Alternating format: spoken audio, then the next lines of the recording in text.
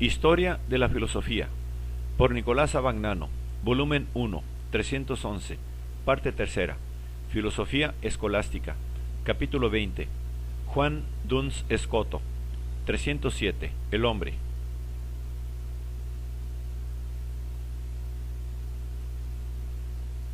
Que el alma intelectiva sea la forma sustancial del cuerpo es, según Duns, una verdad demostrable.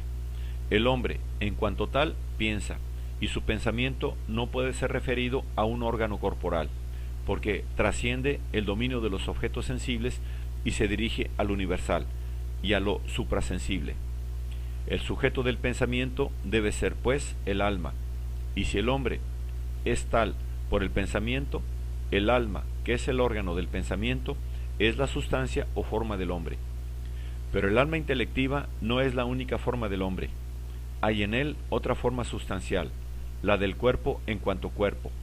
Esta es la forma corporeitatis o forma mixti, que es propia del cuerpo como tal, anteriormente a su unión con el alma y que lo predispone a tal unión. La realidad que el cuerpo humano posee como cuerpo orgánico, independientemente de su unión con el alma, es la forma de corporeidad del cuerpo mismo. La doctrina de la forma de la corporeidad es un corolario de la doctrina de la actualidad de la materia, que Duns tiene en común con la tradición franciscana. La materia, independientemente de la forma, tiene una realidad propia, por la cual se distingue de la nada. Es, pues, acto no en cuanto el acto se opone a la pasividad, ya que, según Aristóteles, la materia es siempre pasividad o potencia, sino en cuanto el acto se opone al no ser, desarrollada de una manera característica en el de rerum principio, y aunque tales desarrollos no puedan ser atribuidos a Duns, dada la imposibilidad de atribuirle con certeza esta obra, revelan, con todo, un aspecto históricamente notable de la corriente escotista. En aquella obra se distinguen tres significados de la materia. La materia primo prima es la más indeterminada y por consiguiente la menos actual, ya que está falta de cualquier forma sustancial o accidental. La materia secundo prima es el sustrato de la generación y corrupción y ya está provista de alguna forma sustancial y de cantidad. La materia tertio prima es la materia sobre la cual actúan las fuerzas naturales y de la cual el hombre mismo se sirve para sus producciones artificiales. La distinción de estas tres materias no anula la unidad de la materia. El de rerum principio admite explícitamente la doctrina de Avicebrón de la unidad de la materia, tanto de las cosas corporales como de las espirituales. De todas maneras, la materia no tiene nada que ver con la individualidad del alma. El alma tiene su singularidad independiente y anterior a su misión con la materia. Evidentemente, su singularidad es, como la de cualquier otra cosa, su identidad última. La aceitias. Con ello se rechaza una vez más el principio de la individuación tomista como materia signata. A partir de la naturaleza del alma no se puede deducir o demostrar su inmortalidad. Las razones que han sido aducidas en defensa de la inmortalidad no concluyen. Aristóteles no hubiera podido admitir la inmortalidad sin destruir todos sus principios, ya que él sostiene que en todo compuesto el ser del todo es diverso del ser de las partes que lo componen, materia y forma. Pero si el alma permaneciese después del cuerpo, no sería sólo forma, esto es, parte del hombre, sino todo el hombre, lo que es contrario a su explícita afirmación. No se puede decir que el alma como forma tiene el ser por sí y es, por tanto, indestructible, ya que no tiene el ser por sí en el sentido de que subsista por su cuenta y de que no puede ser separada por ningún otro título del ser.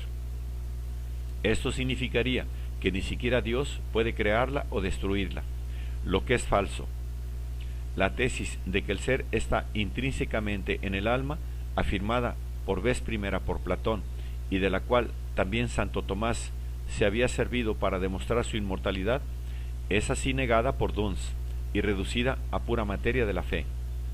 aún concluyen menos las razones tomadas de la vida moral.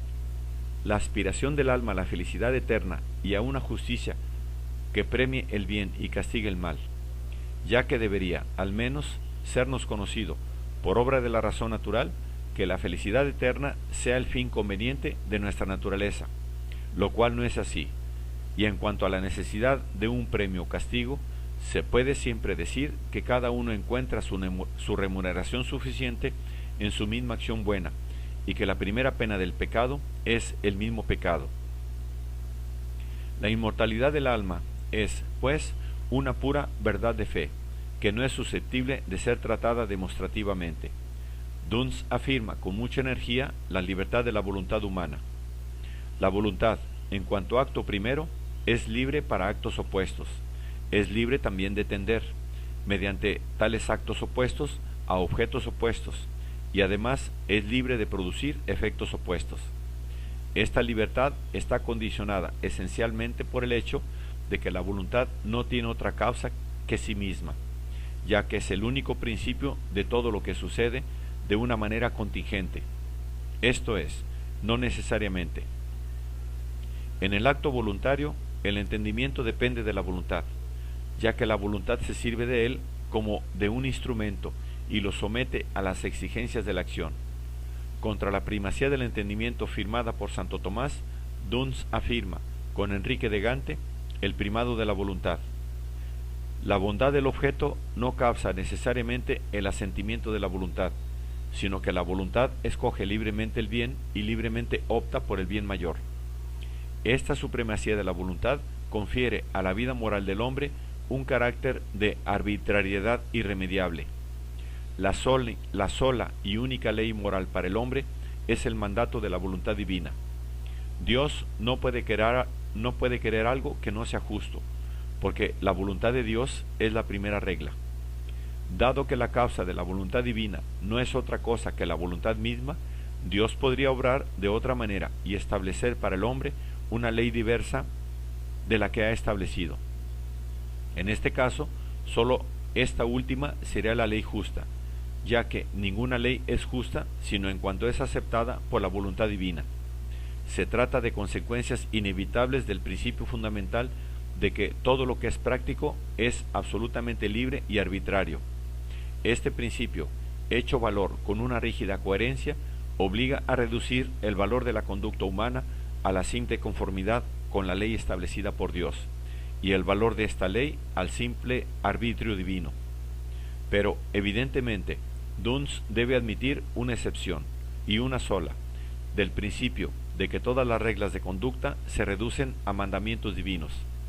Esta excepción concierne a la regla misma que impone el respeto al mandamiento divino, ya que si también esta última fuese válida solamente en virtud de un mandato divino, ningún camino habría para el hombre de acercarse a la vida moral, y ésta consistiría en una obediencia al mandato divino prescrita también ella solamente por un mandamiento divino. Tal es, en efecto, la oposición de Duns a este propósito. Comienza, en efecto, por distinguir una ley de naturaleza, naturalmente evidente al hombre de la misma manera que los principios especulativos, y una ley positiva divina, hecha valer por el mandato de Dios. Pero luego restringe ulteriormente el campo de la ley natural, distinguiendo en ella los principios prácticos que resultan evidentes por sus mismos términos, o que son demostrados necesariamente, de aquellos otros que son conformes a tales principios, pero que no son evidentes ni necesarios, y considera solamente a los primeros como leyes naturales en sentido estricto. Así restringido, el dominio de la ley natural comprende solamente los dos primeros conceptos de la primera tabla: no tendrás otro Dios más que a mí, y no pronunciarás el nombre de Dios en vano, que son precisamente los preceptos que fundamentan la obediencia general a los preceptos divinos. Pero todos los demás preceptos, aunque admita en ellos una mayor o menor conformidad con la ley de la naturaleza, Duns niega su naturalidad y confirma esta noción en la dispensa que Dios hace conceder y concede con respecto a los mismos, reconociendo de esta manera que el hombre puede obrar rectamente, aún sin su observancia. Así como no hay más que un único precepto de ley natural, la obediencia a Dios, así no hay más que un solo acto que sea verdaderamente bueno por su objeto, y es el amor de Dios.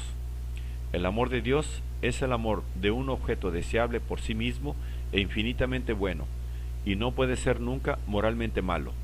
De la misma manera, el odio a Dios es el único acto verdaderamente malo que en ninguna circunstancia puede ser bueno.